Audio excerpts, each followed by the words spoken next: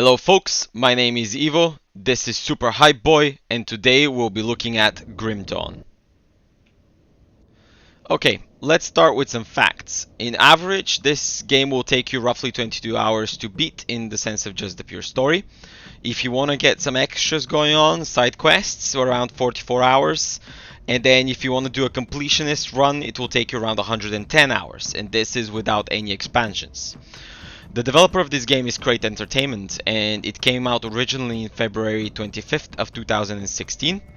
Its genre is top-down action RPG, so very similar to Diablo, Path of Exile, etc. What it will remind you of is Titan Quest, Diablo, and maybe Adventures of Van Helsing / Victor Vran. The reason it reminds you of Titan Quest a lot is because these are the same developers that did that game. So a lot of the mechanics and a lot of the visuals are very reminiscent of that game. The game takes place in Kyren, a dark, war-torn world where once proud empire has been brought to ruin and the human race driven to the edge of extinction. Kyren has become ground zero of an eternal war between two otherworldly powers, the Ethereals and Chthonians, or Cthulhu people. One seeking to use human bodies as a resource, and the other intended upon destroying the human race before that can happen. This game has generally positive ratings. It scored around 82.6 aggregated score. So if you buy it, in general you will not be unhappy. You can watch multiple reviews online as it is a fairly old game by the standard, but it's been consistently patched. There has been a few expansions out which expand the game and the world a lot, so that's worth checking out as well. This review will not focus on any of the expansions, it will mainly focus on the main game. And there's a reason for it, because I do think that the expansions do change the experience a lot and fix a lot of the issues, but not all of them. And I want to focus on that a lot in this particular video. Cool, so what's my opinion? Here I'll test a new format, so bear with me. So, the good, the bad, and the ugly. Starting with the good. If you like Titan Quest, then that's good. This game is very much like Titan Quest. Expect the same level of customization when choosing your class, and it pretty much works the same exact way. You have a very linear skill tree that goes down as you progress the class. The class itself has a level which unlocks certain spells that you can level up in turn. And also very similar to Titan Quest, you would be having multiple classes. It's very pretty and the effects are not overwhelming, which means it feels nice to game for a long period of time. It's not heavy on your visuals, it's not heavy on your particle effects. It's nice that you can binge it because side quests and Netflix is like a must when doing like a lot of them, which is kind of nice in my opinion. I think ARPGs are great for, you know, run some TV show on the side and maybe continue on doing some side quests, gather some materials, maybe farm some legendaries. The story is the same old, but compelling, and it will keep you engaged for a long while. The expansions definitely improve on the story in general, add some pretty cool characters, so you can look forward to that when you pass the main story. There is a very special skill tree, it's a big Zodiac style star system. It's really cool, the concept is really nice. It uses the old mechanic of cleansing a shrine, which Diablo 3 had, but improves on it as it gives you skills that you improve your game on. As I already mentioned, there's a lot of content here. It will take you a while to pass the main story, and it will also take you a while to pass the expansions, so in general the game is a worth purchase just because the price is not that high, but the content you get is massive. You will get more than 100, if not even not more hours just sinking in the main story. This does not include any endgame. Mentioning the endgame though, it's good. Farming is pretty good, the design is solid, so you will be able to repeat it over and over again without the need to restart the game or anything like this, which makes it a very good bingeable ARPG. The bad. Oh my god, the quest fucking markers. So this game has a terrible quest tracking system. This means that you will pick up a quest, let's say in the main city, and then you will complete the quest and come back to the main city to claim your rewards, which is fine. But then throughout your adventures you will see little camps throughout the world, and they might give you some quests as well. Those quests are not necessarily in the same area you are given the quest in, which means that you need to remember where this quest came from and then go back and get your rewards.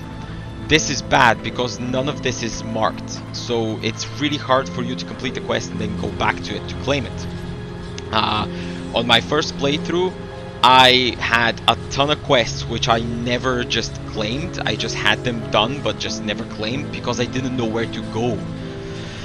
Oh my god, the amount of points is so little for leveling up, it's insane, because you need to level up the class to unlock the access to certain spells, which means then you need to spend a lot of points in developing your class, in the sense of just purely the class itself, and that does not include any spells you get or passives. Which means that as you play the game, you will barely explore a single class, and the game forces you to choose a secondary class. Obviously you don't need to put points into it, but the game will still kind of blink and constantly shift to it, which is not nice at all. And you will not be able to explore that secondary class at all. So this, I think, is a big oversight on the side of just game dev and the way you explore classes. The special classes that form in like Titan Quest, if you remember, you choose 2 subclasses that forms a unique new class. Well, that is gone. So now you just you have 2 classes, which I feel lacks a bit in terms of what Titan Quest had achieved before. So nowadays I can't just go like, oh, I'll choose a necromancer and a cultist and I will become a death artisan or something. No, it doesn't work that way. I am now an occultist necromancer. And I get nothing special out of this, basically. The side quests can be interesting, but most of them are, oh no, help me, kill those X because they exist. And that's it. That's literally it. It's as boring as it sounds. The game is good, but it's not well tailored towards its end game, and there's a lot of main content to pass before you reach the end game. So I would still recommend Path of Exile or Diablo 3 to this game, but you know, still a good game. And finally, the ugly. So I'll start with the obvious, which I already kind of mentioned. The minimap design is just insanely bad. It's really bad. There's no map overlay, which means that you constantly need to switch on your map and switch off.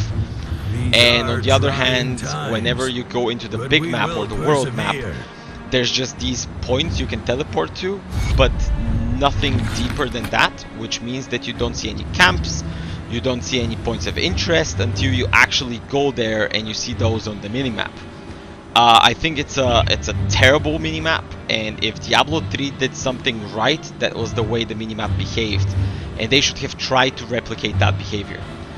The voice acting is pretty bad as well. Sometimes you will listen to a character and they will sound very into it in the beginning of the game, and then by the end of the game they will kind of sound depressed and like they don't want to do this anymore. And that does feel, which is kind of, you know.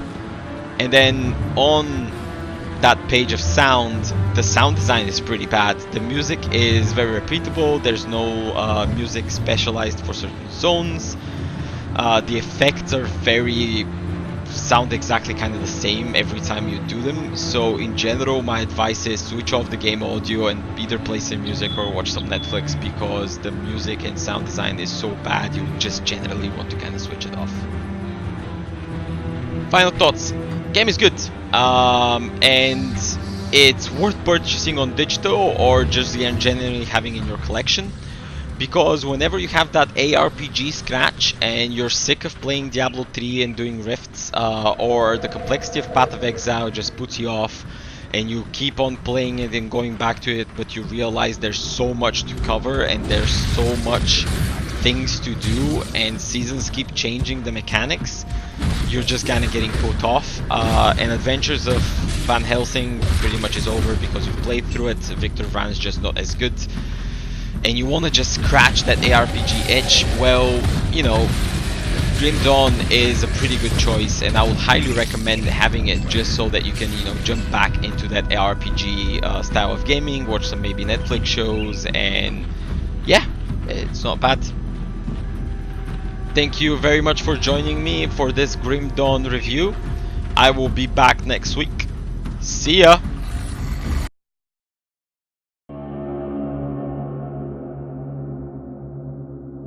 You've already done a great deal, but we must ask for your help once again.